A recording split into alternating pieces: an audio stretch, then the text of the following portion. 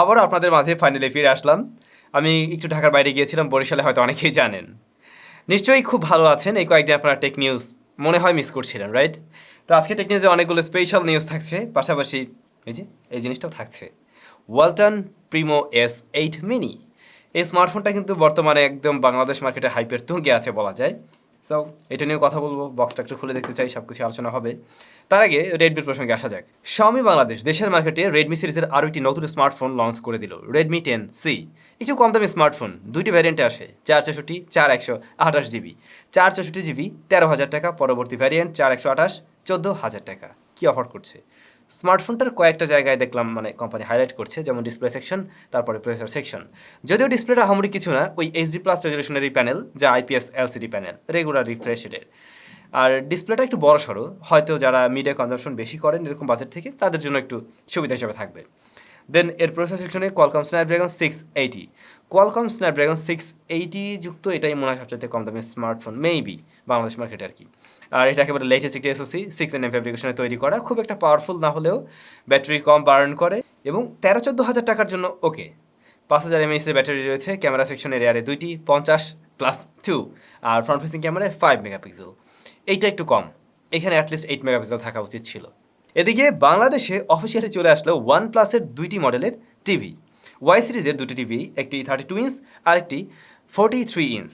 Model number 43Y1 এবং 32Y1। তো 43 inch যেটা, এটার দাম হলো 45,000 টাকা, আর 32 ইঞ্চ যেটা, এটার দাম হলো 30,000 টাকা।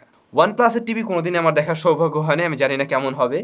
তো কখনো যদি সুযোগ হয় অবশ্যই এটা নিয়েও রিভিউ করার আমরা ট্রাই করব। যা দেখলাম টিভিগুলো একদম ন্যারো বেজেলে এসেছে, দেখতে বেশ ভালোই লাগছে আর কি সামনে থেকে। পিকচার কোয়ালিটি কেমন কি সেটাই দেখার বিষয়। Xiaomiর CIVI সিরিজের আপকামিং স্মার্টফোন CIVI 1S, স্মার্টফোনটি খুব শীঘ্রই লঞ্চ হবে চায়নাতে, এবং এই মোবাইল ফোনের প্রসেসর সেকশনে কি থাকছে সেটা এখন অফিসিয়ালি কনফার্ম।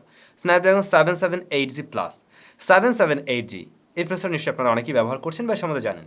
তো ওইটারই একটা আপগ্রেডেড ভার্সন আর কি, 778G প্লাস। শুরুতেই এই স্মার্টফোনটা আমার হাতে দেখছিলেন ওয়ালটন প্রিমো S8 মিনি। চলুন একটু খুলে দেখা যাক। এই মোবাইল ফোনটা আসলে বাংলাদেশে যে দামে লঞ্চ হয়েছে বা যে দামে আমরা পাচ্ছি, তাতে যা অফার করছে সেটা সত্যি বেশ প্রশংসনীয়। বক্স কন্টেন্ট হিসাবে আমরা স্মার্টফোন পাবো অ্যাজ ইউজুয়াল যা থাকে, একটি স্ক্রিন প্রোটেক্টর রয়েছে, এই বিষয়গুলো বেশ ভালো, আমাদের দেশি ব্র্যান্ডগুলো এগুলো দেওয়া ট্রাই করে। কেস থাকছে, ওরে আমারটা কি ভুলে আসছে নাকি আসলে এমনই? দুইটা কেস, সিরিয়াসলি, একটা প্রিন্টেড আর একটা একদম ট্রান্সপারেন্ট।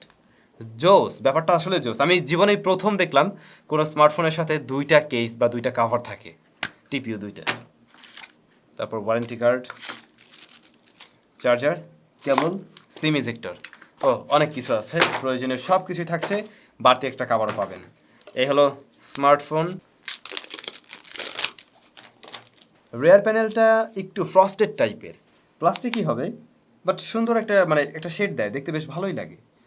এখানে ফিঙ্গারপ্রিন্ট স্ক্যানার রয়েছে, পোর্টস অ্যান্ড বাটন সব কিছুই থাকছে, ইভেন এটাতে সেকেন্ডারি নয়েজ ক্যান্সেলেশন মাইকও রয়েছে। Wow, USB Type-C port, primary microphone, speaker grill, so বলা যায় মোটামুটি প্রয়োজনীয় সব কিছু। জাস্ট এই ফিঙ্গারপ্রিন্ট স্ক্যানারটা যদি সাইডে হতো তাহলে আরও জোস হতো।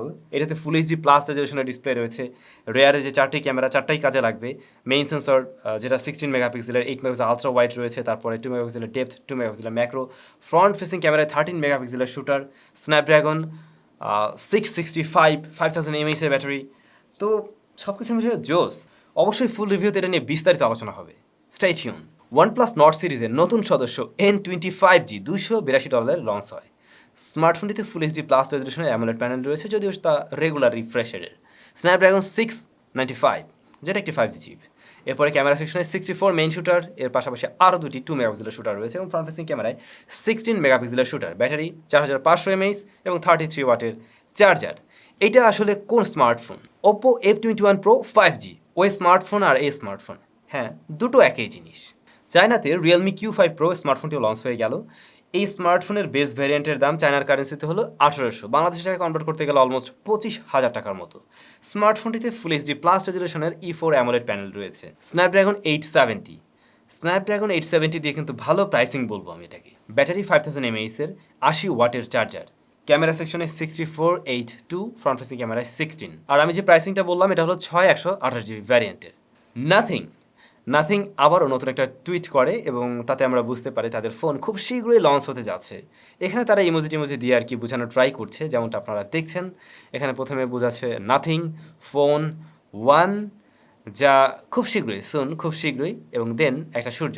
এর মানে হচ্ছে সামারে আমরা এই ফোনটা পেতে যাচ্ছি জুন জুলাইয়ের মধ্যে। প্রিভিয়াস একটা লিক্স বলছিল জুলাই মাসের 14 তারিখে স্মার্টফোন লঞ্চ হতে পারে। দীর্ঘদিন আগে থেকেই বাংলাদেশে পাবজি ফ্রি ফায়ারের মতো গেমগুলোকে ব্যান করা হয়। এরপরে বলা হয়েছিল আসতেও পারে, নাও আসতে পারে, বা 3 মাস পরে হয়তো আমরা কিছু একটা জানতে পারবো, যদিও তারপরে দীর্ঘদিন চলে যায় এবং ফাইনালি আবারও জানা গেল দেশের সকল অনলাইন প্ল্যাটফর্মে পাবজি ফ্রি ফায়ার সহ সব ক্ষতিকর গেম নিষিদ্ধই থাকবে বলে জানিয়েছে হাইকোর্ট।